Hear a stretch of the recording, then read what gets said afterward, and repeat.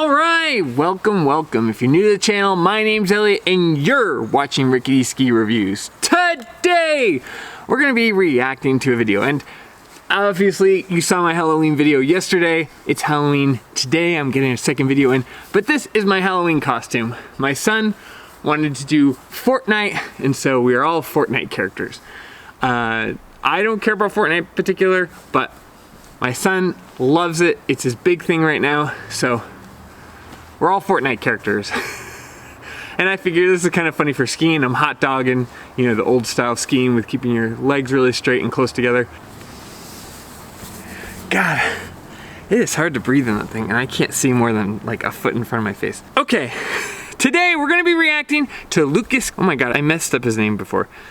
Catania, Lucas Catania. I know it's like a Sicilian name. He made a video talking about all of the best YouTubers in the ski space right now. Basically, he was saying that he's not going to be making YouTube videos forever, and he just wanted to kind of share the love and showcase some of his favorite ski channels. I thought that was super cool. When I was first watching it, I was just like, this is a really good way to just promote the community. A lot of times we kind of go back and forth, and there can be a lot of animosity and like, oh, well, you don't understand how this works, but blah, blah, blah, blah. And I'm guilty of that. I've reacted to a lot of channels. I've tried to kind of change my tone to being positive, because there's a lot of really good YouTube content out there for skiers now. But you know, there's also a lot of baloney, so I go both ways on it. But it was really nice to see something wholesome and uplifting. And honestly, I was shocked. I was watching the video anyway, and I was shocked to be featured on it. Now, I just watched it briefly, but I am going to live react to it now. I like quickly saw I was even mentioned, and I was like, I gotta save this. So I'm gonna live react to it now in my hot dog outfit. You know, I always say, oh, why don't ski brands wanna work with me? Well, Elliott, maybe if you took yourself a little more seriously, they'd wanna work with you if you were maybe a little bit more professional. That's not what I'm about. I'm authentic through and through, and this is what I'm really wearing on Halloween. I love Halloween, I love dressing up, and I'm gonna react to this in a giant hot dog costume. Because that's me, that's who I am. The good, the bad, the blemishes, what you get is what you see with me. I time-stamped it, so I'm just gonna be reacting to that one section, but if you wanna go check out the whole video, please go check it out. Lucas has a great channel in general, and I will put a link to that down below. I did talk about Lucas a week or so ago, just talking about how I couldn't believe he wasn't sponsored by Armada. I still can't believe it. And you know, mostly what I was trying to do is not like call anyone out, but more advocate. I think Lucas provides Armada a ton of value, and I don't know, I was trying to advocate for them. So, but anyway, here we go. Without further ado, let's just jump into it at the timestamp. The next category of creators is reviewers. I am by no means a big review channel at all, so I feel like there are a lot of people who really thrive and do well in this environment. First up is Rickety Ski Reviews. I believe his name is Elliott, and he is based in Idaho, and this is, in my opinion, really the go-to for not only like ski review news, but kind of just like industry type stuff. I believe Elliott was an ex-ski racer. I could be wrong on that. So I believe his background is more in that on-piste alpine type environment, but he really has tried a host of different skis, different brands, more than I really ever could. And I believe he fills a nice niche in the ski industry of kind of this really authentic, just kind of like tell it how it is type attitude. He literally like sits in what I think is like his backyard playground and just talks about skiing. So it's kind of this relief of not overly edited, but also very just like authentic, in a way almost abrasive type delivery. But I do believe that it is a genuine sort of cornerstone that is needed in the industry. Okay, yes, I am in the background. If you've ever wondered why I use the playground, is one, it's just a very easy place to shoot. I have natural light, I diffuse it with this blanket, and then I have a shotgun mic going right at me, so it doesn't get echoey, it doesn't get pingy. I have a couple of my first videos were actually recorded inside, and it was so echoey, I couldn't get it down. I also have kids that make a bunch of noise. Honestly, there's like some ambient noise, and I have to stop sometimes for dogs barking or cars driving by, but outside is an easy place to shoot. It's easy for me to edit it. I try to get you guys at least 2 to 3 videos a week, sometimes more. And practically, this is the best place for me to record it. So that is why I do it outside. It's also just authentic. I mean, sometimes I see these really overproduced videos. And at least for me, as somebody who watches a lot of the ski YouTube, I start to think like, okay, who paid for this? Okay, this is, you know, it's in a ski shop. Okay, what are they selling me? At first, it was just kind of a utilitarian choice for like, this is what I can do. This is the kind of content I can produce. But over time, the feedback I've gotten is that it adds to my authenticity, so that's why I do it. Also, Lucas, thank you so much for mentioning me. I was just like flabbergasted. I sent the video to like my wife and my parents. I was just very, very flattered, not only to be mentioned in Lucas's video, but also the other people he has in this video, Rise and Alpine, just creators that I really look up to. And so, you know, I felt very humbled and appreciative to be listed kind of in the same breath as them. What is the other thing I want to talk about? Oh, the abrasiveness. So this is something I get a lot and something I've tried to work on over the last year or so. I am an abrasive person, and I, not like in my day-to-day life abrasive, at least I don't think so. Maybe I am. Get a little introspective there. But part of the reason I'm abrasive with the ski industry is I have a level of trust and distrust with it. Years ago, when I was first out of college, I got my dream job working for Ski Racing Magazine. I moved my entire family from Idaho to Utah. I took a pay that was like way too low for the area. I think I made $36,000 a year to live in Park City, which wasn't nearly enough. I moved where they told me to, even though I could only afford Salt Lake. They had me move closer to Park City, and then the people I worked with lived in Salt Lake. It was just kind of a nightmare job.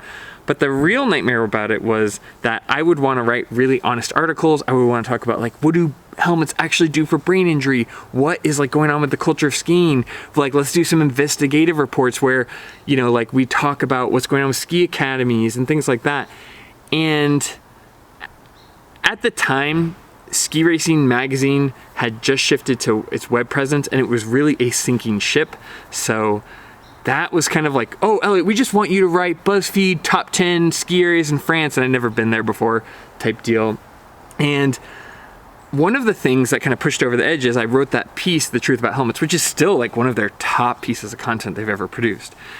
And I got pushback from the sponsors of the magazine, and ultimately I was fired and let go from Ski Racing Magazine. One, because I didn't want to make top 10 BuzzFeed articles, but two, because sponsors didn't like what I was saying.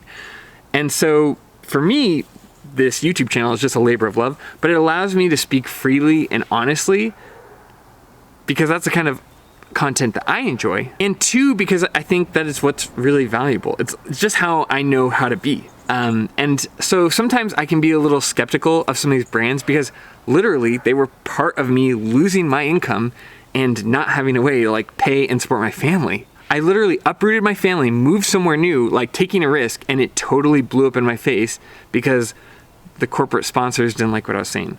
Luckily now I don't really interface with those companies because those were more in like the soft good space, and I'm now, you know, working with ski brands, and they've all been tremendous. I have yet to have a bad experience with a ski brand.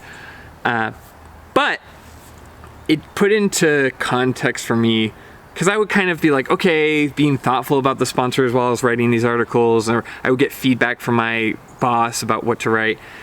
And now I'm like, gloves are off. Who cares? You guys aren't gonna have my back. In fact, you caused me to be unemployed. I'm not gonna hold back. That was a mistake last time. I always thought, oh, well, somebody will vouch for me and I wouldn't lose my job and my life wouldn't be uprooted. No, that's not my experience with the ski industry. Now, obviously that was a long time ago. I've learned to like move past that, but I think initially when I started the channel, that was some of my abrasiveness and distrust. I also just in general am not a very materialistic person. I don't worship brands. I don't think people need to own a lot of stuff.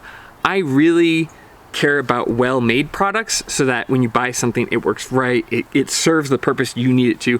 So I also want to help people not purchase things that are useless or that are just gonna get thrown away or donated later. So that's probably part of it. And two, I just really like the subtle differences in skis. I really, really feel that.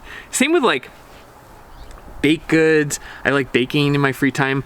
Like, oh, okay, if I use a little bit of almond extract, like this is gonna change the flavor. I really am sensitive to things, textures, the feeling of skis under my feet.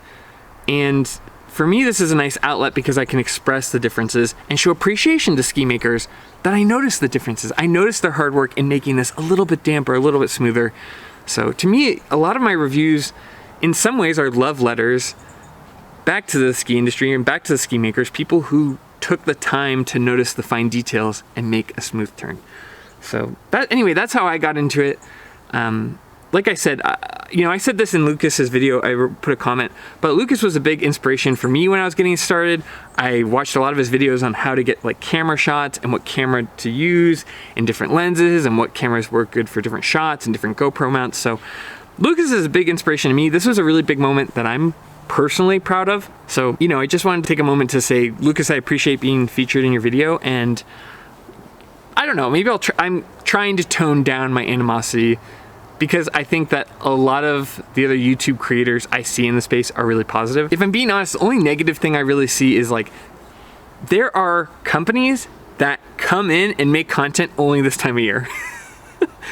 I mean, I make it year round just because I have a love of the game and love doing it. And I know like Lucas and Rise and Alpine, they're making videos constantly just as passion products and a way of like showcasing their life. They're a little bit more vlog. But I do get a bad taste in my mouth when I see like Freestyle magazine, Ski magazine, whatever it is, and all of a sudden now, out of the woodwork, they come and say, here are our top 5 skis, backcountry.com, whatever, and it's like, now here's our top 5 boots, here's this, and it's like, they didn't have any content the rest of the year. They didn't do this when the boots first came out, right, to help people, especially when stuff was on sale. Now that things are full price and people, if you just looked on a graph, this is when people spend money on skis. Now we're gonna give everyone the information, now that everything's full price. And it always feels a little bit insidious to me. So seeing a list like this from Lucas that's kind of curated, I really appreciate, because these are all people that are really passionate. Even like SteepSteep's on the list. I had a video kind of calling him out for his dope snow video. But honestly, even SteepSteep, he makes videos year round. He's not just doing it at the time where it's really monetizable. So, you know what? Like, credit where it's due. I'd love to squash my beef with SteepSteep. I don't know him, so there's no real beef. It's all internet beef. But that's my one thing that irks me right now with the ski industry. I really don't like, all of a sudden now we've got our top 10 list. Now now we can tell you about these skis, even though we reviewed them 6 months ago. We like made all these videos reviewing it, and then we put it on a timer and it comes out in the fall. It's like, just put it out so people can buy stuff when it's on sale, because skis don't actually change that often. Like, a ski model doesn't get changed probably on average like every 3 to 5 years or something like that. So that's my big gripe. I wish that it was a little bit more consumer friendly, but that's why I'm here, trying to help you guys, trying to be the change in the industry that I want to see. And I guess if you're a viewer, just be a little skeptical if you only see them posting stuff in the winter. It doesn't always necessarily mean, some people, they have a full-time job, and the winter really is the most practical time to post this kind of content. But man, fall and winter, I just see it. Everybody all of a sudden, they're out of the woodwork ready to post. So anyway, I just wanted to react and acknowledge this and say thank you to Lucas. I really appreciate it. I personally watch his content. Go check his channel out. And really, it's like, check out the video. There's a whole list of other really good ski creators. Like I said, I really like watching Rise and Alpine. I like watching Lucas's channel. There's a ton of other channels out there that I really appreciate and like, so go check them out. And, I guess I just wanted to show appreciation to you guys. Thank you for watching my content at all. Thank you for being here. Thank you for supporting me. I never in my entire life dreamed that this many people would care what I have to say about skiing. I just kind of did it as a labor of love when it had 30 views or 10 views. So I guess I just want to say thank you for being here. I'm constantly trying to improve for you guys so that my videos are more watchable. And I guess that's the end of the video. If you like this kind of content, please consider liking and subscribing. We have channel memberships. I will put a list of ski deals that I've found recently down below. We just had our Ski of the Year video that went out yesterday. But as always, just thanks for being here. Thanks for taking the time to watch my content and, take time out of your day. And as always, I'll see you in the next one.